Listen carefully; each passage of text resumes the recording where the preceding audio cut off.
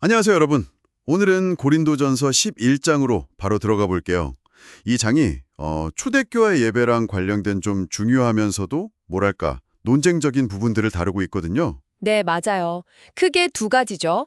여성의 머리 가리는 문제하고 또 성만찬 예식 문제. 네, 첫 부분부터 한번 보죠.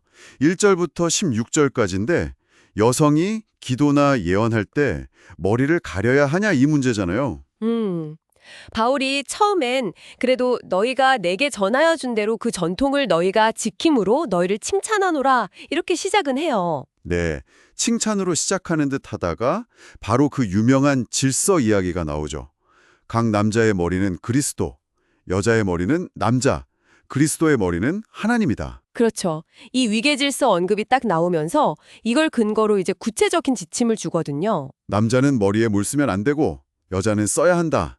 만약에 안 쓰면 그건 자기 머리, 그러니까 남편이나 혹은 권위를 욕되게 하는 거고 심지어 머리를 민 것과 같다고까지 하잖아요. 네, 굉장히 강하게 표현하죠. 아예 머리를 깎으라고까지 말하고요. 근데 그 근거로 드는 설명이 좀 흥미로워요.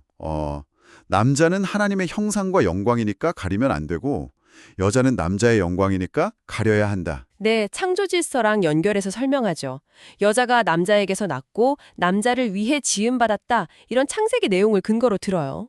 그리고 그 좀 해석이 어려운 부분, 천사들 때문에 여자가 권세 아래에 있는 표를 머리에 둬야 한다.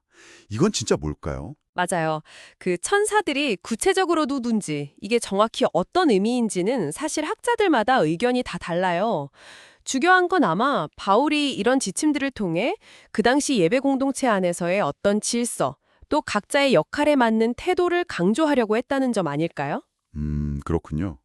근데 또 바로 뒤에 보면 바울이 그러나 주 안에는 남자 없이 여자만 있지 않고 여자 없이 남자만 있지 아니하니라 이러면서 균형을 잡으려고 하는 것 같기도 하고요. 네, 상호 위존성을 분명히 강조하죠. 모든 것이 하나님에게서 났다. 이렇게 마무리하고요. 그리고 뭐 자연 본성 이야기, 남자는 긴 머리가 부끄럽고 여자는 긴 머리가 영광이다. 이런 이야기도 하고 마지막에는 논쟁하려는 자가 있을지라도 우리에게나 하나님의 모든 교회에는 이런 관례가 없다. 이렇게 딱 못 박아버리죠. 그렇죠.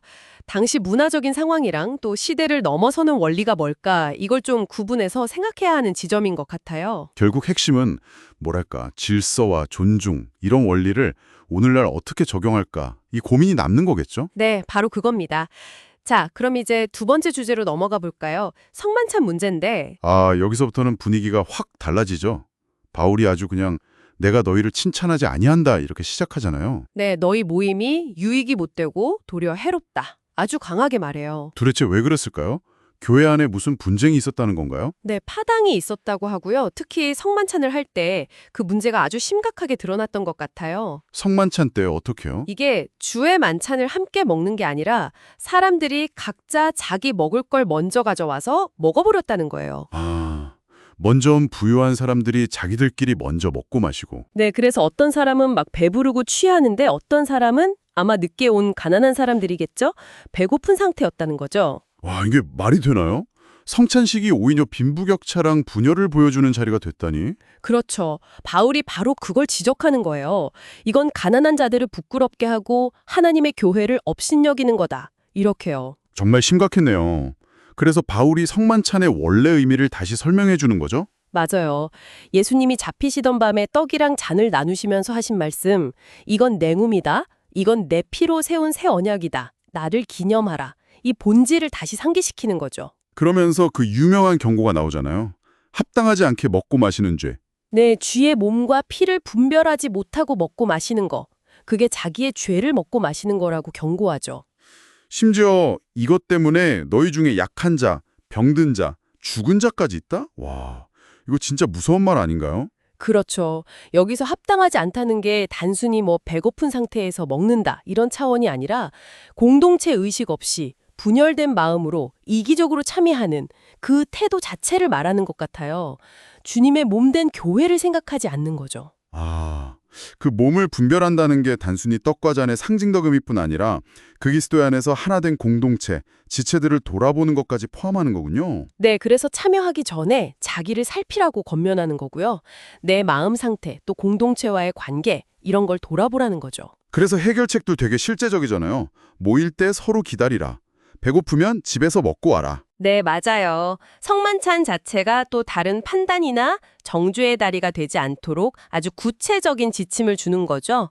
신학적인 의미와 공동체적인 실천 둘 다 강조하는 거예요. 오늘 이렇게 고린도전서 11장을 쭉 훑어봤는데요. 초대교회가 겪었던 예배 질서 문제, 또 성만찬의 거룩함을 지키는 문제에 대한 바울의 고민이 느껴지는 것 같아요. 네, 질서, 구별됨, 또 공동체 안에서의 배려, 하나됨 이런 키워드들이 계속 떠오르네요. 오늘날 우리에게도 시사하는 바가 많은 것 같습니다. 여러분은 어떻게 들으셨나요? 고대 문서에 담긴 이런 구체적인 표현들, 예를 들어 머리를 가린다거나 하는 것들 있잖아요. 이런 것과 그 안에 담긴 어떤 예배, 질서, 연합이라는 근본 원리 사이에서 우리는 어떻게 길을 찾아가야 할지. 그리고 거룩한 예식에 참여하기 전에 자기를 살핀다는 게 구체적으로 뭘 의미하는 건지 계속 고민해 볼 문제인 것 같습니다. 네, 우리에게 남겨진 중요한 질문들이죠. 오늘 저희와 함께 이 깊은 이야기 나눠주셔서 감사합니다.